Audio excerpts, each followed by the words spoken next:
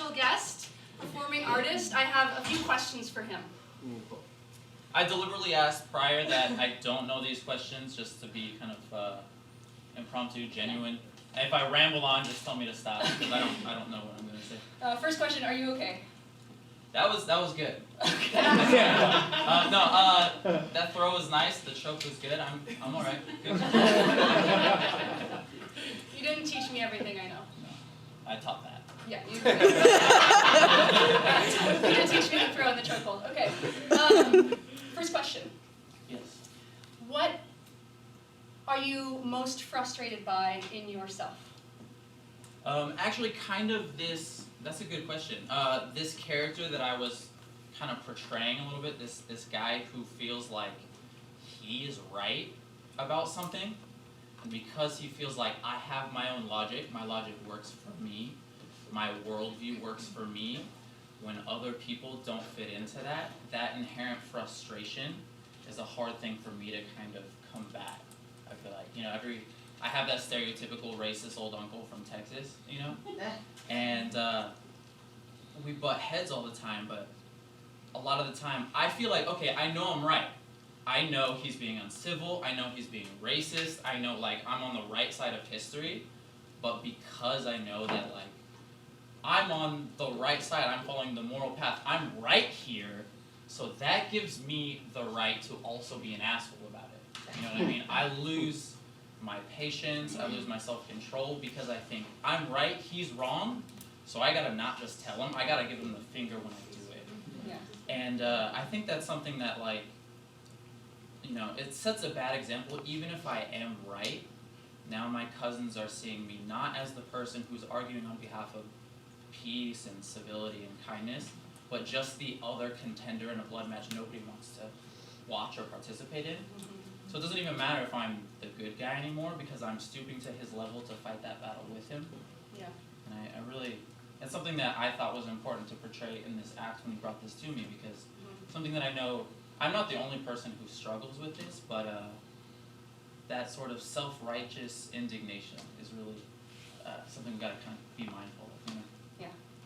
Good question. Thanks. You ready for the next one? Yeah. Let me get some water. That choke was nice. Thank you. Thank you. Next question. What do you love the most about yourself? That's a good question, actually. I mean,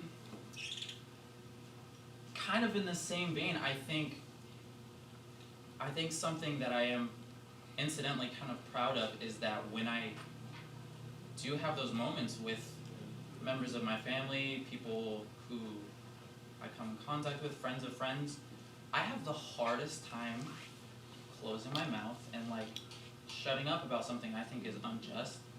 And I've gotten in so much trouble in schools when I thought maybe a teacher was telling a friend of mine or somebody to sit down and shut up, and I thought that wasn't right. I would stand up and say, "Excuse me, ma'am, that's not okay." And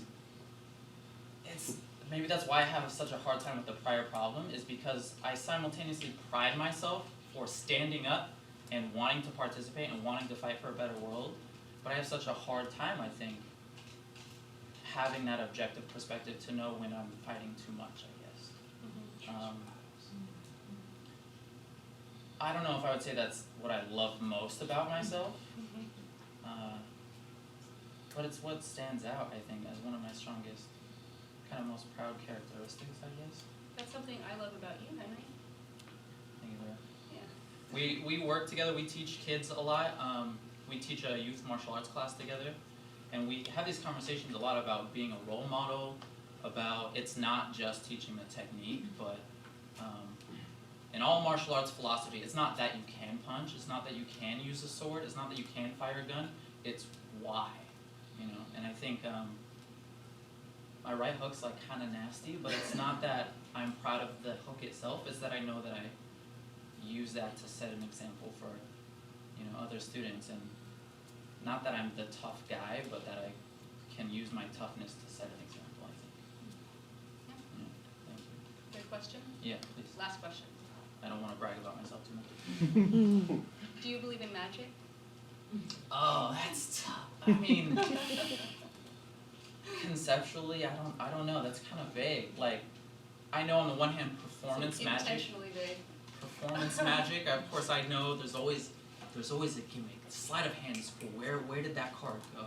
I know it's not maybe literal, but I think there's a metaphorical magic in seeing people like yourself earlier, or some of my cousins, for example, who have the ability to stand up for their beliefs, stand up for other people, stand up for principles like kindness and fairness and justice and equality, and simultaneously keep their cool about it, keep their persistence, not go overboard, not stoop to their level. And that's really magical to me, to see, you know, heroes, to see, I don't want to get too political, but like, I love Bernie Sanders, and the way he gets harangued by people, the way he gets told he's wrong, and he constantly just looks his opponents in the face and says, I just want people to be healthy, just deadpan.